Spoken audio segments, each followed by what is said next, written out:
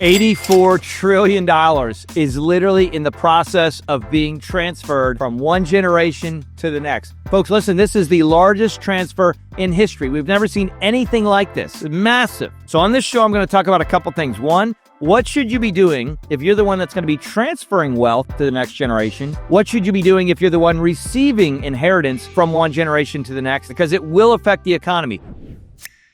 As you know, generations shift and change along the way. One generation, the older generation, maybe thinks slightly different than the next generation. And it's not that one's good or bad necessarily. It's just that there's different technology. There's different opportunity. There's different ways of growing up. You remember the old saying when your parents used to be like, well, I walked to school both ways uphill in 10 feet of snow, right? And like the next generation is like, what are you talking about? That's impossible. Obviously, it's a little bit of a joke, but they talk about the fact that when they were younger, things were more challenging. Things were harder. I think it's safe to say that the younger generations are in a place where they haven't necessarily experienced the same type of hardships. Now, there have been hardships in a lot of ways because we've had family deterioration and then we've had a lot of other things that has actually created and affected the hardship along the way, but this is big. One of the things I will tell you is out of the 84 trillion, about 72.6 trillion of that wealth that is being transferred is going to go directly to heirs. In other words, people that are going to have the ability to make decisions around what happens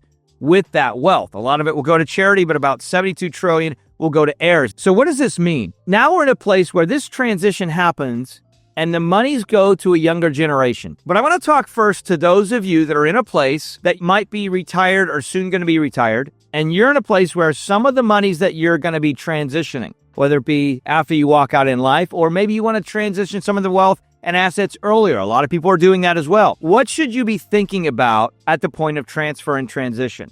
And you got to prepare in advance for it. I think one of the first things you got to think about is, how is the monies currently managed? And is the way it's managed sustainable and ready for the next generation? That's number one. Number two, what kind of conversations are you having around this wealth transfer with the next generation? The reason you have wealth is because you've made some steps, choices, and decisions along the way that has given you the ability to grow the wealth that you have. And so one of the things that you can do to ensure that the next generation doesn't just blow it on a yacht or new cars and all of these kinds of things is have conversations with them around what's important, what you value maybe as a family, and what you think should be the focus of the next generation. Now, obviously, depending on how you transfer the wealth, whether it's done in a trust, whether it's done directly, regardless of how it's done, I think it's important to sit down and have a conversation around, here's what we value as a family. Here's what our goal was when we were building this wealth. Not just to take care of you and the grandkids, but also to be in a situation where we can provide real value from a stewardship perspective for generations to come. When you start to have some of these conversations, what it does is it helps the kids. It eliminates a lot of the fighting. I hate to say it that, but eliminates a lot of the fighting and allows them to be in a place where they can now have conversations with each other through the lens of knowing securely what mom and dad really wanted, what they were really trying to get across and accomplish in life as a legacy perspective. I think it's something that's a great thing that you need to do with your children. Unfortunately, a lot of families, and maybe you're in a unique situation, but unfortunately, a lot of families just are not talking about these kinds of conversations. I think the one reason is because nobody wants to talk about death, but it's real. Remember the old saying years ago, there's only two things that are guaranteed in life, death and taxes. So I think when you start to think about that and you start to have conversations earlier, that's very, very important. One of the things that we talk about with the families that we serve as we help them with their wealth and taxes is just this. What is the conversation we need to be having with the next generation? Let's bring your kids involved so we can have the conversation with everyone and be in a place where everyone is on the same page.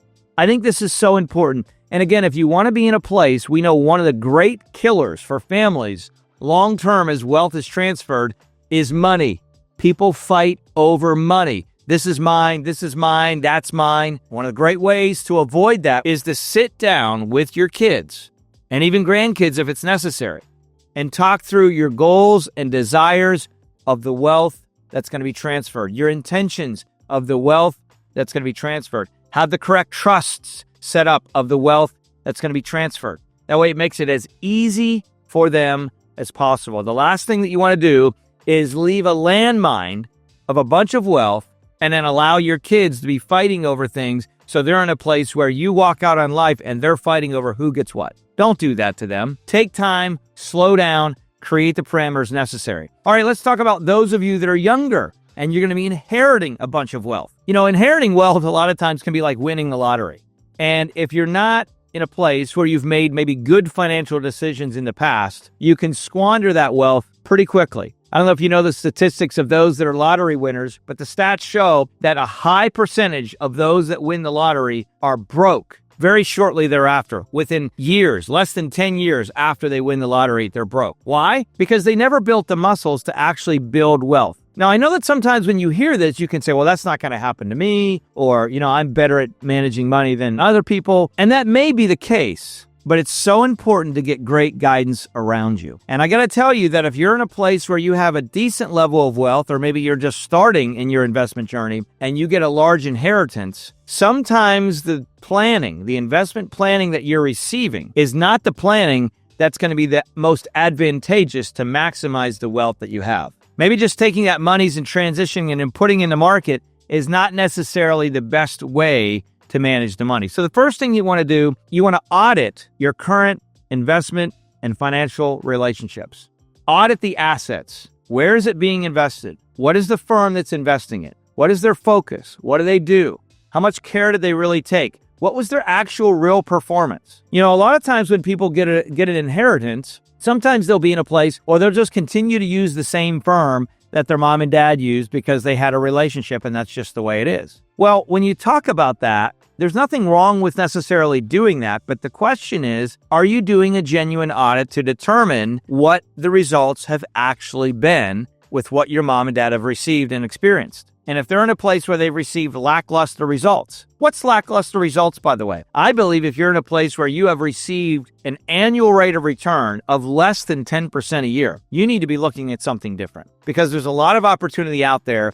And there are firms out there that have done a great job of consistently providing great returns to clients, families, as well as tax benefits along the way. So audit the results. And then if you're with someone that's managing your money and you say, I'm going to move it to them because I like them, they're friends, audit that situation too. Be honest about what you're doing. Be honest about how the performance has been. Don't ever miss this. Business is business and friends are friends.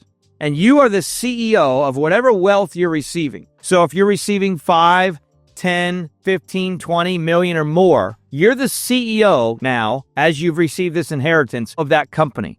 And it is your job to make good decisions around that company. And just because you got a great friend that's a financial advisor doesn't necessarily mean that they are qualified. Now, they're going to tell you that they are because they want to receive the assets and they want to make money and they want to make money on the process. And they might genuinely want to help you, but they might not be qualified and equipped to really bring to the table the types of strategies that wealthy families really need. This is so important. You have to go back to the reality of the fact that business is business and friends are friends. And if you can't mentally get there, what's going to happen is you're going to allow your wealth to just ride oftentimes with the ebbs and flows of the markets because you are making decisions that are emotional in nature, friendship decisions. Well, I don't want to move the money from John, or I don't want to move the money from Sally because they've been friends of mine for years. And, if I move the money, that might hurt the friendship. Think about how ridiculous in a lot of ways that sounds. If you're the CEO of a company,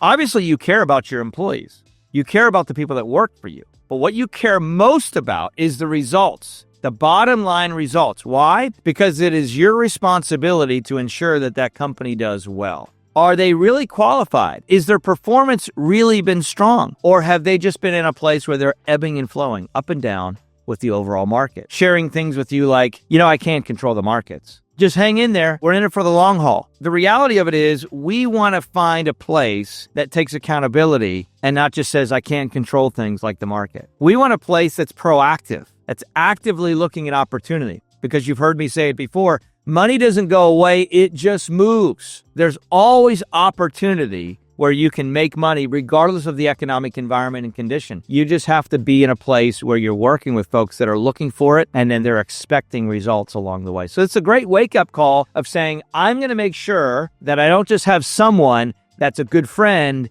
manage my wealth? I want you to think about this last thought to kind of drive this point home because, again, it can be emotional, but this is important. Let's say you needed heart surgery and you had a great friend that just finished medical school, residency, they did a fellowship, all kinds of stuff, and now they've been practicing as a heart surgeon for 2 years, and you need heart surgery. It's literally life and death. Are you going to go to that friend and have them do the surgery because you're a good friend of theirs? Or are you going to seek out someone that you believe is the best in the industry and they've been doing this for years and years? Chances are you're going to seek out someone that is the best in the industry because you get one shot.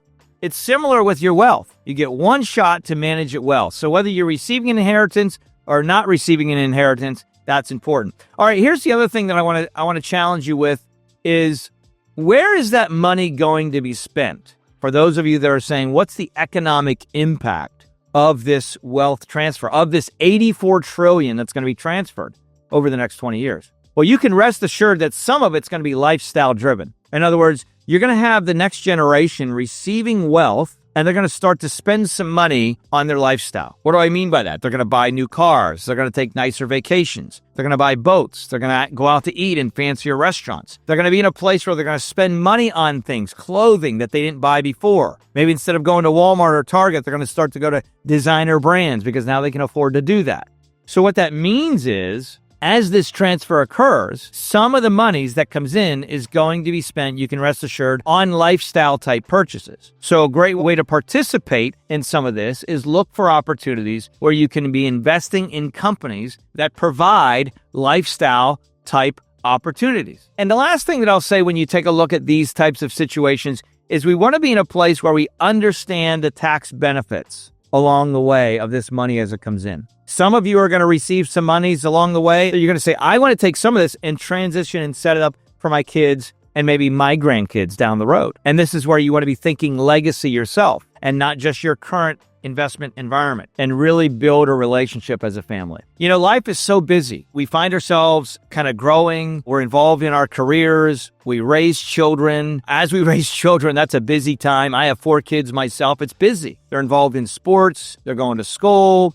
They leave school. There's needs. And sometimes what happens is the grandparents of the grandkids and then the parents in the middle don't really have a lot of opportunity to have unique conversations about real things along the way. They might get together for Christmas or Thanksgiving or Easter, but as a general rule of thumb, there's not a lot of in-depth, intentional conversations. I really want to challenge you to say, let's strategically set a time where we can get together and come alongside to have these conversations. This is so important. Maybe that means you're going to rent a house somewhere in the mountains or at the beach or whatever it is, and everybody comes. And you're going to have dinner and you're going to hang out. But one of the conversations that you're going to have intentionally, and everybody knows in advance, is you're going to have a conversation around some of the things that are going to be transferred. You kind of maybe open up the pocketbook for the first time in your kids' lives and talk about the fact that some of this is going to be transferred and some of your desires as it is transferred. An open discussion to let your kids discuss what they think they're going to do with it or not going to do with it. Talk honestly about the relationships financially that they have. I don't know why this is, but oftentimes finances is one of the least covered conversations in families. I just don't understand that. And when you find families that have actually successfully transitioned wealth and have maintained and kept their wealth over the years, one of the main reasons that is not only what they've done structurally to set up the transfer, but also because of the conversations that they've had along the way. You need to be having a conversation with your firm as well that's helping you with your wealth around the idea of legacy and planning. I'll default to a story of a client that was just referred to one of the companies that I have, wallprivatewealth, and they were talking about the idea of needing help and assistance, not only in maximizing the wealth, but also in being in a situation to get the family involved. So the conversations that can be had, they can bring all the parties together. And that's one of the things that that company, wallprivatewealth and US Private Wealth, 2 other companies that I have as an example, does. It's so important that you're working with a firm that really is intentional about helping you navigate these waters. Imagine climbing Mount Everest. You've always wanted to do it, but you never have done it in the past. I can tell you, I myself would not make that climb without a guide that has done it time after time after time. I want to climb that mountain with someone that has actually done it. And so the challenge that I have for you is to really say, who is in my corner? By that, I mean, who is currently helping you with your wealth? audit your current results. Be honest about it. Go down the lane of business is business and friends are friends. And since you're the CEO of this wealth that's either currently in your hands or going to be in your hands as it's transferred, what are the actual results? What are the actual tax savings? And is this firm proactively coming alongside me and my family to have conversations about how we can transfer well? And I think this is a great opportunity for you to use this as a strategy to knit your family together even closer, hopefully, than it is. And if your family's far apart, this is an opportunity to bring your family closer together, to have maybe uncomfortable conversations around things that are important. And let me say it this way, that will happen. It's appointed unto a man once to die, the Bible says. It's going to occur.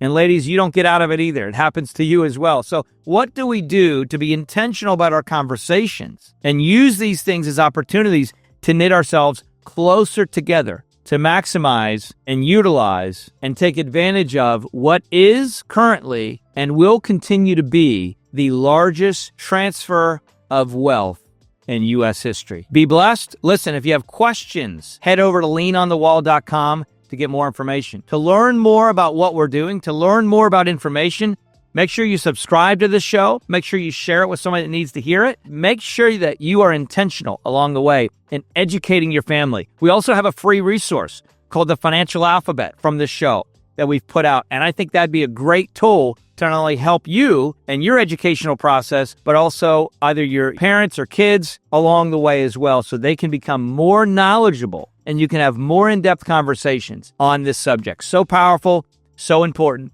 Be blessed, be intentional. We'll see you next show.